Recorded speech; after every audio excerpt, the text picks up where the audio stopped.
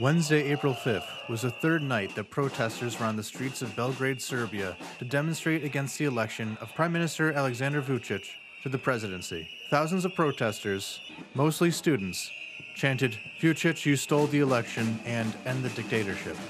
Their numbers increased as they drew closer to Belgrade's city center. The protesters consider Vučić to be an autocrat who used his influence to rig the election in his favor. One group demanded the dismissal of the Elections Commission, the government's media regulator, and the top editors of the state-run RTS-TV for allegedly failing to facilitate a free and fair election.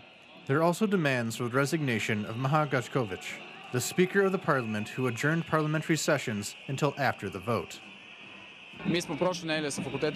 We, students of political science, have written a protest letter against the support our professors gave to Aleksandar Vučić, and today we want to support the legitimate demands of students who are asking for the dismissal of the Election Commission, Maja Gajkovic, and the chief editor of the state RTS-TV because of unfair reporting during the election campaign.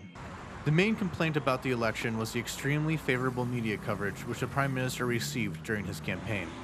The Belgrade-based Bureau for Social Research found that he received 120 times more coverage on broadcast TV than the two largest opposition candidates. On top of that, the Center for Research, Transparency, and Accountability found that only 10% of newspaper headlines about Vučić were negative. The protesters believe that this was because most media sources in Serbia are owned by allies of Vučić's Serbian Progressive Party. The Prime Minister, and now President-elect, won the election with a 55% majority, which means that there will not be a second-round election.